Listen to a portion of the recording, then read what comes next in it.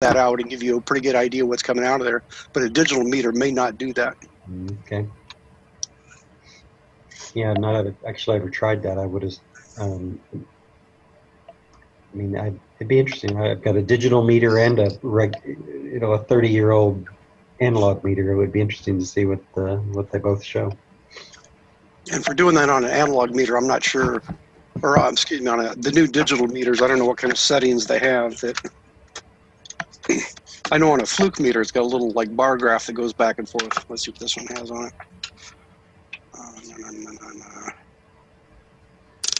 Just put it on voltage. Yeah, so I don't know what that's going to do, but don't let it trick you. Don't let it lie to you, because it's not necessarily telling you what you think is there. So I just want to warn you of that. Okay.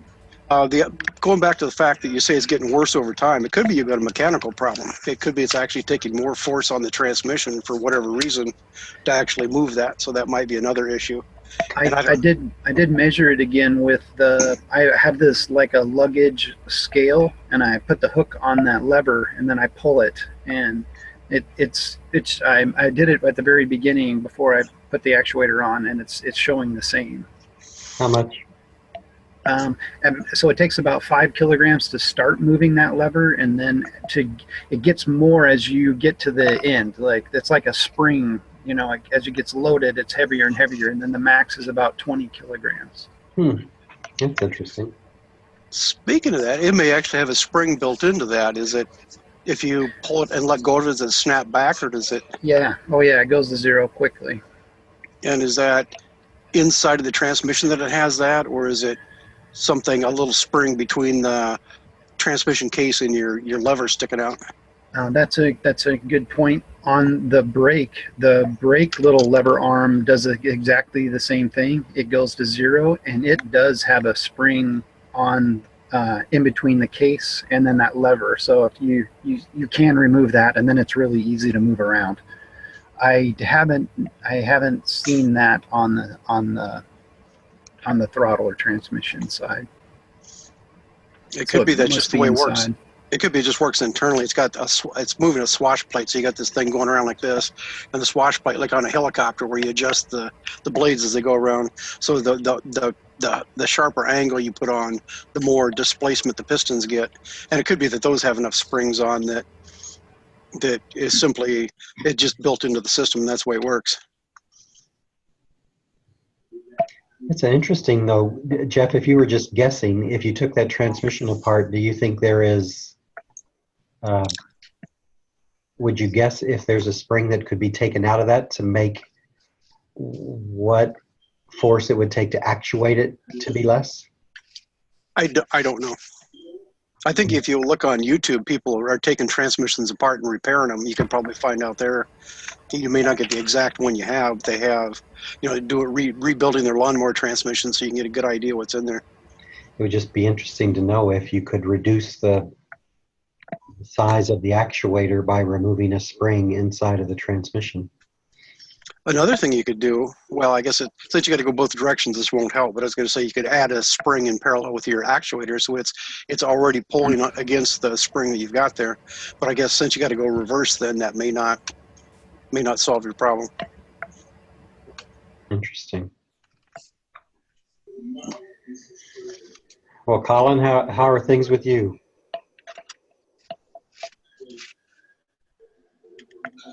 Pretty good. It depends on which fund you're talking about. Well, there's only one front is going on. Contractors and growing stuff. So, how about on those three fronts?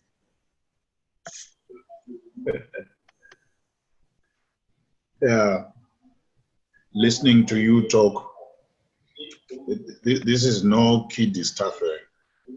You just need to know your stuff. I'm still working on the details of what I need to know about this. Like I said last time, I'm not rushing into opening the damn tractor before I even know how the transmission works, and at least I've got an idea of what you guys are talking about from what I'm reading. but I haven't lost the motivation to one day be able to do it. You know, we are dealing with domain knowledge here, where you find that you may be good at coding, programming, but you'll be out of your depth when it comes to electricals, and when you start talking about PWM, you're already in electricals, and you need to have knowledge of how these things work. I wish I could be half what Matt is doing now. I'll be quite happy to do that. But to be honest, guys, you're not going to see a presentation from me very soon. I'm kind of a perfectionist. I need to know what I'm doing before. I'd rather come to you and say, well, I think I'm stuck here because of ABC, than to come to you and say, do a project for me. That's not how it should work. I really need to be driving it and then know where I'm stuck and where I'm getting successes. It's easier for people to help you that way. At least that's the way I'm looking at it. But as it is, the one that I'm working on is using ROS. I'm working on a little vehicle, and with that vehicle, I'm trying to see how the commands from the laptop, how the commands of publishing and subscribing can work using Raspberry Pi stuff. So I think I really need to understand some stuff from that angle.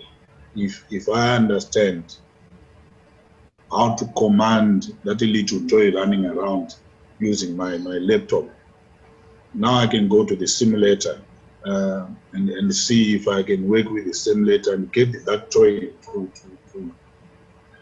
work along with the simulator and see whether they can work together. At least that's what I figured out I need to do for the time being. And say I'm not making great progress, but I'm enjoying what I'm doing so far. Cool. Is that good enough an answer for you? That's absolutely a wonderful answer. We're all at our own pace and our own skills and trying to do things that we know how to do. How many acres do you have, or hectares do you have planted right now? For soybean is 350 hectares. Well, how many acres are those? By 247, or it might by 2.5. That will give you the acres. And Matt said something about you were pursuing a barley contract. Come again? Were you pursuing raising barley for someone? Borrowing. Barley, Barley. For the local brewery? Sorry? No, a couple months ago, a couple months ago, you were talking about growing barley for a local brewery. Oh yes.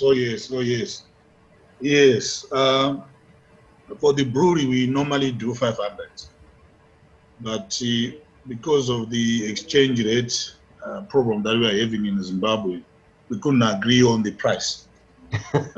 They wanted to set the price in local currency now for delivery in 6 months. It doesn't work. So I said, look, why don't we pin the price in US dollars? Then you know what your liability is, and I know what my income is going to be. And we couldn't agree on that. So I said, look, for now, I'll skip this season, and I'll come in next time. So it's not profitable this time. But soybean is selling at very good price, and you won't believe it. I did not use any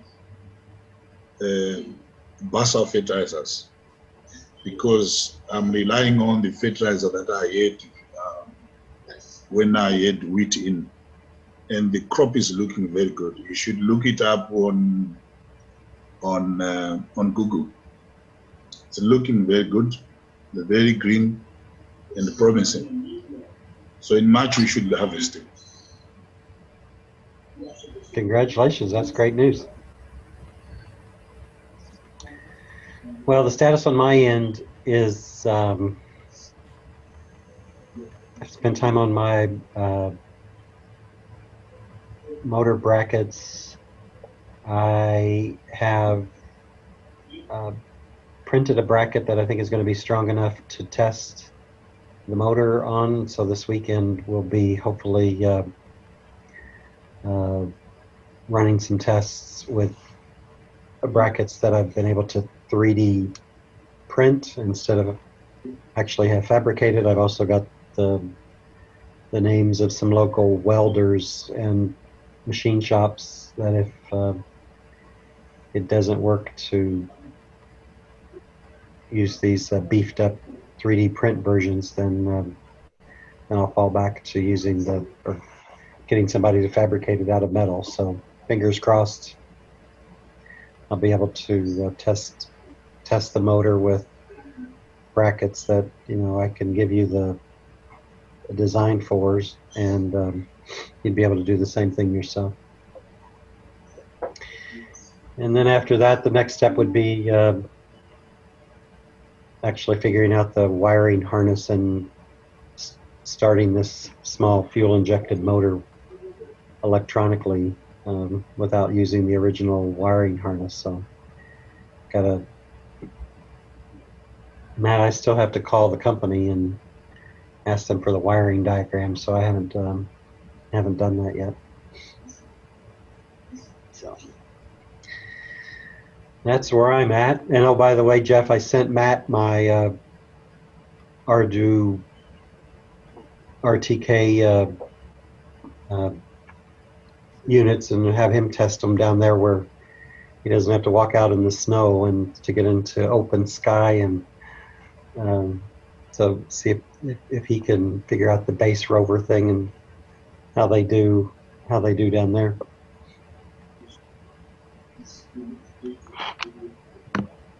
Speaking of the cold, I just took a Novatel receiver and stuck on top of my car, but I was able to start the car and have the heater running while I was in there. So, and it ran for about 45 minutes and would not lock on. So now I'm back to trying to figure out how to get it to work. I'm trying to use that new Novatel. They call it like TerraStar, and it was some kind of correction data they send down from their satellites or from somebody's satellites, so you don't have to supply it local correction data. And they said it'll give you accuracy as good as RTK, but it might take 20 minutes for it to initially lock on. And I sat there for 45 minutes and it made no indication it was going to. So I got to go read the manuals again and figure out what to set up to make it go. It's hard, isn't it? This stuff is just plain and simple, not plug and play. And as I pointed out, the Novatel stuff seems quite kludgy trying to figure it out. So I just got to go read the manuals and find some steps to make it work and try it out. I can send one of those down to Matt, so you can try that down in Texas. I used that OmniStar once, and I was doing a bunch of testing in Utah, and it worked pretty good. It took about 10 minutes for the satellites, for the GPS to converge and to get RTK fixed, but it takes a little while. By the time you start your robot and then get your robot in the field and get everything set up, it takes about 10-15 minutes anyway, so I was pretty happy with it.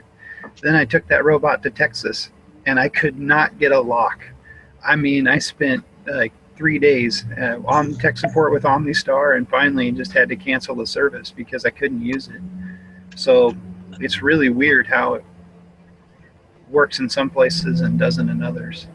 So that OmniStar, that's a satellite-based correction? Yeah, from Trimble. Okay, so Novatel has their own that they call TerraStar, so I think it's the same concept. So I'll let you know if I get that to work. Yeah, one other thing to share quickly. I got frustrated when my RTK stuff didn't work, and so I went and got another quote from ComNav. Can you see that, Matt? Yep. Yeah, so good old Andy in Shanghai, he's saying, hey, we don't sell the 501 boards anymore. We sell the K706 boards, which the specs are better. but I mean that's what you're looking at per unit without an antenna. This interface board just makes it easier to set it up. It's very clunky, but it works. So for a base rover configuration, you're looking at $2,300. That's the step up from our Do Simple. So Matt, I'm hoping you get the same performance that Jeff got. Jeff's was phenomenal. That was amazing, Jeff. I'm hoping Matt gets better performance than what I had, since he's going to have his own base station. I guess that's a fair point. Yeah. So that's where I'm at. Or the other thing Matt shared, he found some guys that were making their own in-trip casters, I think is the way they say it, using a Raspberry Pi. So at some point that might be a function for us to go pursue and go down. I was looking at the website RTK2Go, and that's where people upload their base station corrections, and then you can get those corrections. There's actually two in Texas. There's one up in Dallas and then one up in Wichita Falls, but they're not too many locations. But post-processing, or they're uploading them real time? Real time. These are base station corrections. Yep. Again, you're limited in the sense that you have to have access to the internet to get these correction streams. And if you use your own base station, your own setup, then you can just use radio link out. And did they have the suggested bill of material for RTK2Go? I'm looking it up. Did they have a bill of material for what they thought was a good setup? This is sort of like a rebroadcasting service. So you could set your base station with whatever GPS, your ComNav GPS, or these are Do Simple, or... No, I was wondering, I'm looking at their website, I was wondering if they had hey, if you're interested in being to have your own NTR or in-trip caster, here's how you set it up. Yep. They say how to connect your own data source. Under useful details, this is how to connect your own data source. I don't know if that means generate the in-trip data or if that means connecting to their system. So one other thing to keep in mind on that, you said you had to have access to the internet. Well, what you could do is at some location where you have access to the internet, then put your radios on. So you just use the same kind of radios like you're using now to send the data to your rover. So you don't necessarily have to have the internet connection out in the middle of your field. So if you have radios that are long range type radios, you just got to get the data over there, and it's just serial data. So it's, there's various ways you can do it. I get Al's ranch. He's got a nice setup, and he's got that big radio tower. That's pretty cool. You could pretty much broadcast your entire ranch from that spot. Yeah, well, the only thing stopping someone from doing that is what do you call that mountain gear stuff that you have? I am not climbing a radio tower.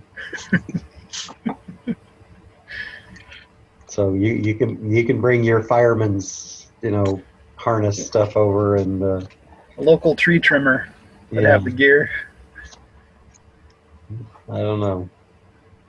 Shimmy on up there. Yeah. I can just imagine that phone call. Peggy, I had a little issue when I was in Texas last. So anyway, that's Matt. Anything else on your mind that has been going on? Trying to switch over to servo for the throttle control today. I'll tell. Oh, that's cool. Do you have a picture of what you want to do there? Yeah. Throttle as in the gas, not the transmission. Well, I know I use those interchangeably, and they're not, but forward and reverse speed. Okay. So that's the servo, and then on top of the servo, you take this little arm and stick it on there, and then the other one goes to your forward and reverse lever. One of the Super Servo 200s? Yeah, one of the issues with these things is if this thing takes an external 12 volts, and then you have to supply the PWM to get it to go wherever you want the servo to go. If for whatever reason your PWM signal gets cut or it's not sent, this thing will default back to a location. So it's not like it will stay in the same spot. It goes back to 0 or whatever. So I've been trying to deal with that. You want to make sure it goes to a safe place if you lose that input signal, your position signal. You said the max power using your luggage scale was 20 kilos or 44 pounds? Yep. And so the Super Servo, do you think it'll put out 44 pounds of torque? Or maybe? Yeah, it's rated for 200. Oh, is it? Oh, Mhm. okay. Yeah, so definitely should handle that. Where's that 200 kilograms? It's 200 kilograms, sorry. Yep. How many pounds is that? I don't know, but on my luggage scale, it said 20 kilograms for the lever. So Yeah. Okay. we can avoid stoichiometry. But it also depends how long the lever is on your servo. If you make it real short, you get a lot more force, and if you make it longer, you have less. So keep that in mind. Good point. Yes, so the thought is to mount it sort of like on that. There's a disc, and then the idea is to mount it on one of the outside holes, not where that screw is, but one of the outside holes.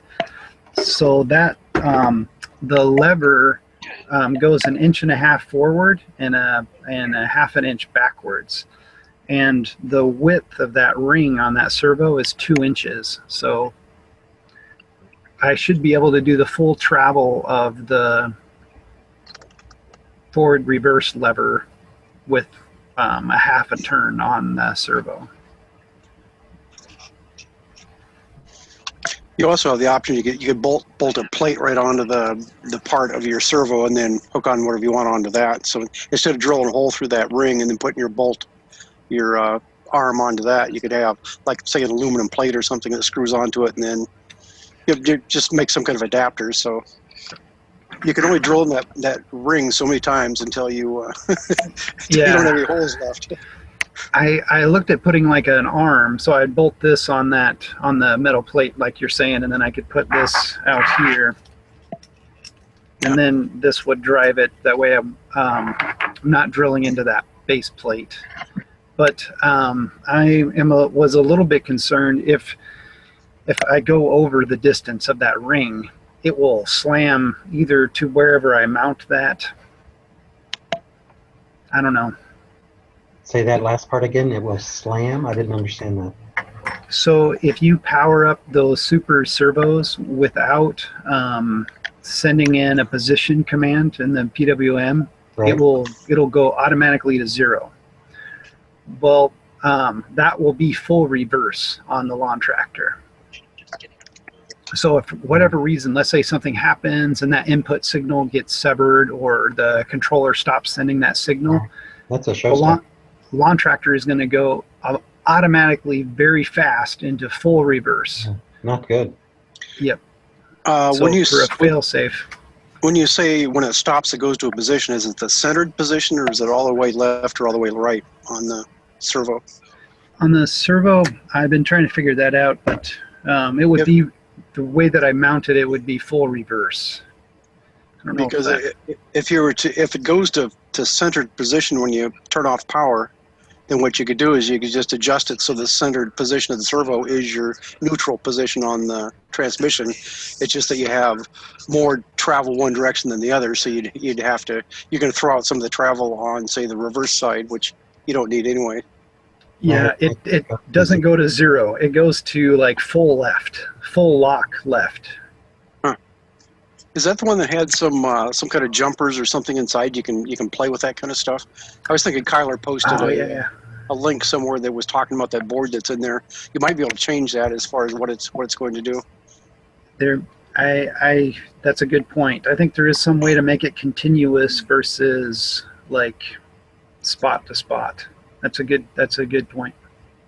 Well, I thought there was some other there might have been some potentiometers you could adjust something inside of there. So I don't remember now what it had, but it just seemed like you buy a standard servo and there's no controls, no adjustments, but that thing had various things on that controller board that you might be able to do. So if you can get it to that point where it goes to 0 and that happens to be your neutral position anyway, then you're better, because that'll make it come to a stop. Yep, I like that. Or you could put something on that's monitoring the PWM signal coming in, and if that drops out, then have that do an e-stop on your engine or whatever. So that way, if you lose the controller, it shuts everything down. That just means you'd have to have the Teensy powered up before you start the engine in that case. But that might be good anyway. That way, you have control over it. Yeah, when I used it for a steering motor, I noticed the same thing. It would go full left if I happened to do that. So I set up a relay on the using a service, and so I would wait until I sent out the signal, the position signal on the servo before I sending in the 12 volts. But I like the idea of the relay on the power going to the servo is what you did. Okay. Yep. But I like your idea of figuring out a way to make it go wherever that default 0 is the 0 for the forward reverse. I think that's the smartest, safest way there. Cool. Anything else in your world, Matt? Sounds like a lot. I've got some more stuff from Matt's world. That connecting rod you was holding up. Before you're done, you want to put some lock nuts between the end. Yeah, right there. Yeah, because otherwise it's going to loosen up over time if you don't do that. Maybe some Loctite. Well, just you put 2 lock nuts. Say put a lock nut and a lock washer between it. So when you get to the position you want, then you crank the nut down against the end piece, and that way it'll lock it in place. So what you get. Yes, to lock this one and wherever you want it. Right. The next thing was on that RTK. Well, let's continue on the stuff we're talking about here. So did you go look at your battery to see what condition that's in? Did you check to see if has the right voltage and then turn on the actuator? Does the voltage drop? That might be another issue why your thing's not working. Yep, the battery's good. I think that's a good suggestion of powering, instead of powering the 12 volts off of the motor controller, power it directly off of the battery. I haven't checked that link. Yeah, that'll verify, your whole mechanical system if you run right from the battery, and then if that is working well, then that says either your power driver, something's wrong with that, or your PWM signal from the Teensy.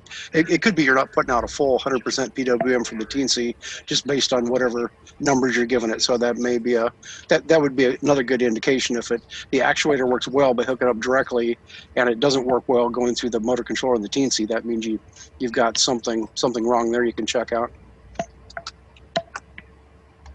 So the other point I made to Matt, I think it was in a private email, I was pointing out that these garden tractors aren't meant to put a lot of extra electrical gadgets on them. So the electrical system that's there may or may not work well for powering all this extra stuff. So people should keep an eye on that and see how that's, over time, see if your battery's degrading or just in general stuff starts acting funny. You could go check that. And I know the battery I put in my tractor this spring is one of those cheap $20 ones that they give you like a 6-month warranty on it. So they know the crap to start with when they're selling them to you, because they know you're going to buy another one next year anyway. So yeah, another option would be put a better battery, but then the charging system on the thing may destroy your better battery. So yep, you just keep an eye on what you've got. You go ahead and continue running what you have, and then keep an eye on it. And if something weird comes up, then we can decide what to do after that. Yeah, by the time we start adding lasers and different components and radios, they're going to start to drain a lot of power. People are putting external alternators on the lawn tractors. It's about a $60 part, and then you can put an external alternator. Which is that's a lot of extra work. But if you don't have to do that, it's better if you don't have to go that route. But Agree. so the other thing I want to bring up, that RTK2Go, how do you go to their website and find out where you can find a location to see if you got one close to you to do that? They've got a map. You can see they've got a map on like a Google map that will show all of the locations. Can you just share your screen and show that, because I don't see the map or anything here? Oh, there. I just got the map to pop up.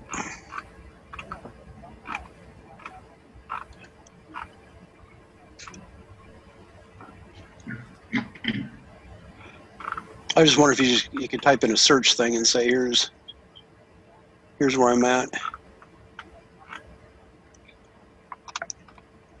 The map has some red dots on it, but there's no indication of where they are or anything else. So,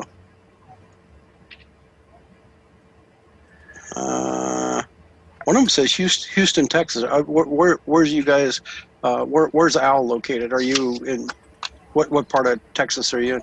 Well, that would be close enough. I'm about 60 miles northwest of Houston.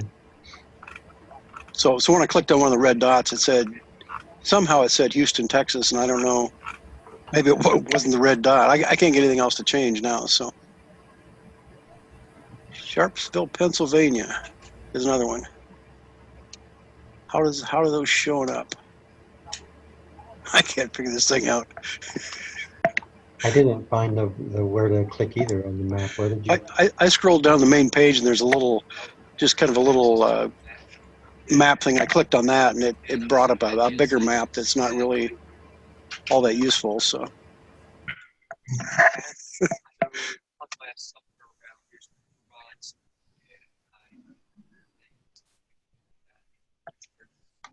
And it could be if you know somebody that happens to have a base station, they might be willing to, connect to this service and broadcast it for other people, so you could get it that way. Or if you get yours set up, you could broadcast it. I don't know if you got other people around that would need that.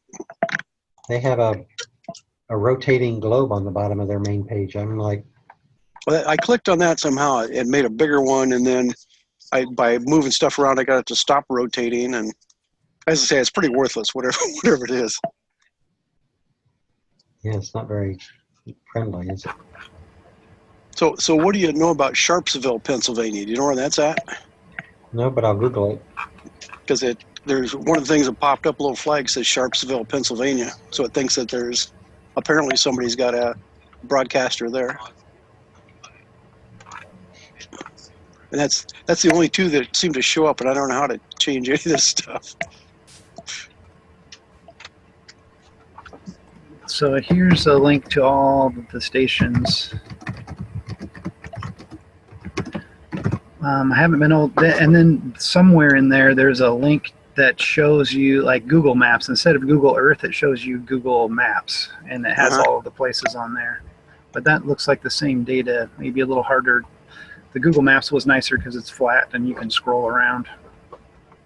Yeah, so this is what my screen looks like right now, and I have no idea what this is doing. So, but that was that map at the bottom. Somehow I clicked on it, it came up, and then I can zoom out, but I can't zoom.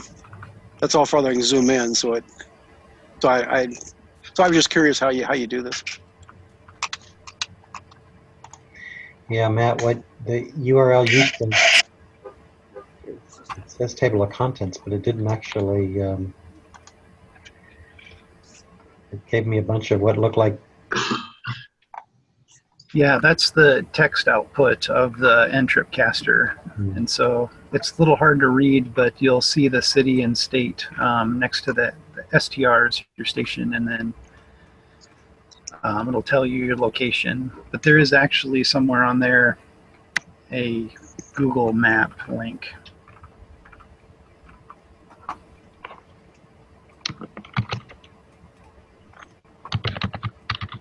So if you figure out how to find this stuff, type in Zimbabwe and see if there's one over by Colin.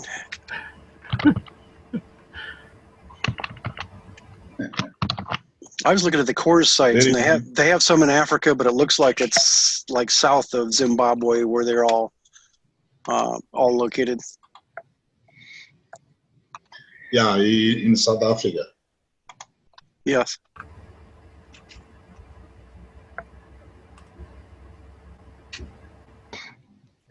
This is serious hieroglyphics, these STR statements.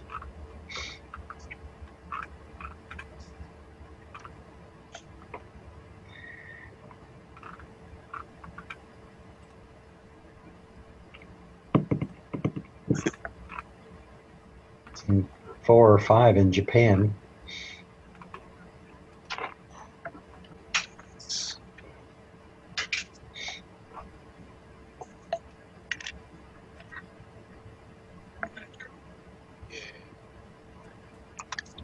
See Dallas 3 times. Yeah, Wichita Falls and Dallas there. I don't see any Google Map reference though. Yeah. And I did a search on Google. No hits.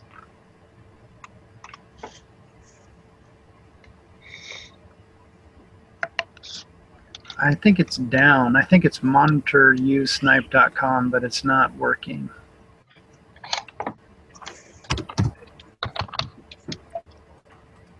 No hits on MON.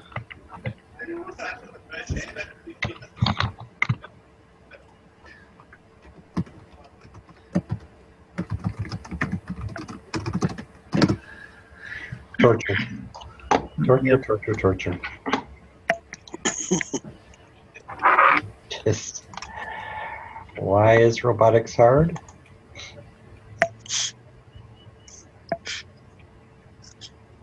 Have you ever heard of like Six Sigma, Yes. Motorola? Yes. That's why robotics is hard.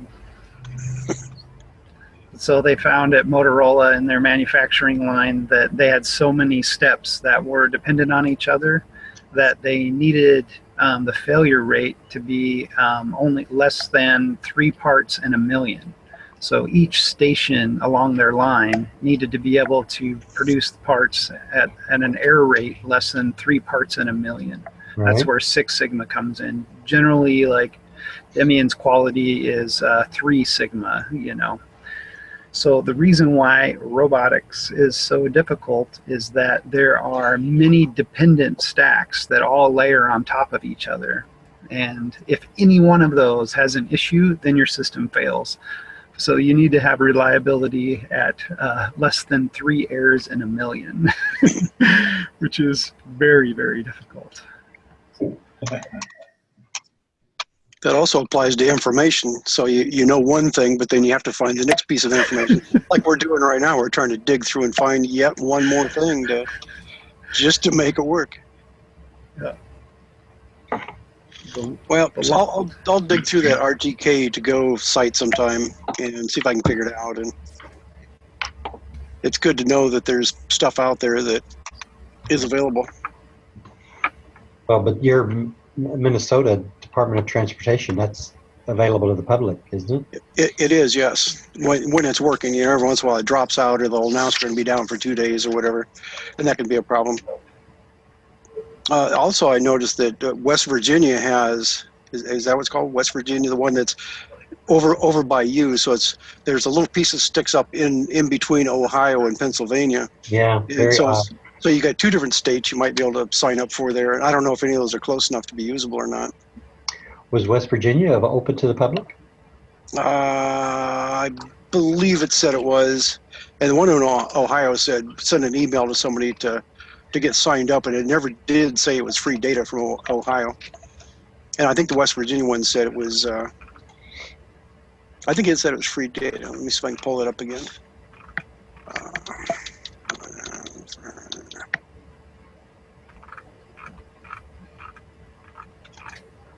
Coverage USA.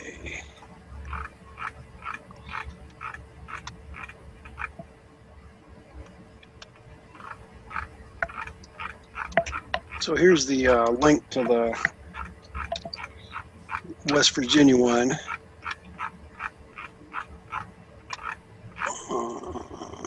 Create new account, log in. How do I get rid of this? Oh. Create an account or log in. No.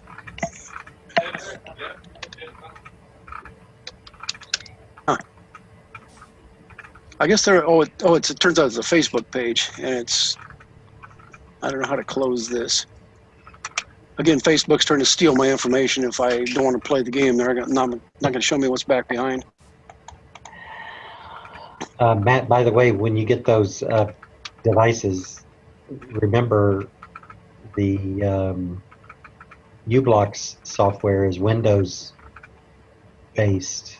I mean, you could, run something probably on your Linux machine to just use Wine. Yeah, is that what you're planning on doing? Yeah. Okay. How well does that work to run Wine on a Linux computer? Does that work adequately for just about anything you want to do? I've only tried it with a few things. Obviously, running Microsoft Windows is much better, but most of the programs do okay. Like I used to run a ground control station, Mission Planner. Mission Planner is written in C#.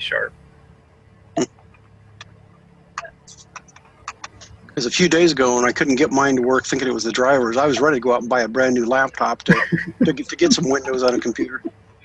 But then I found out it was a power issue, so I didn't have to buy a new one.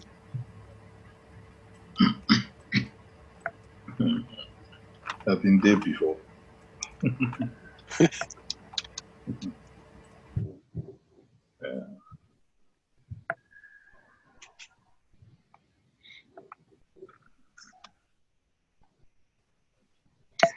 Jeff, you were going through it. Sounded like a list of things that you had noted down there. Anything else on your list?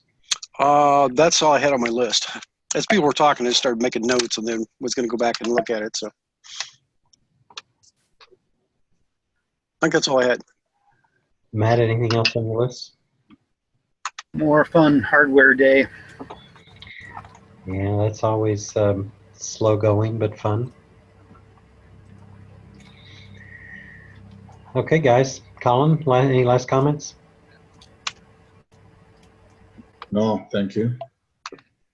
Okay, gents. Have a good weekend. Good luck to all in your testing endeavors, and stay warm and dry. So, We'll see you later. See you next week. have a great week.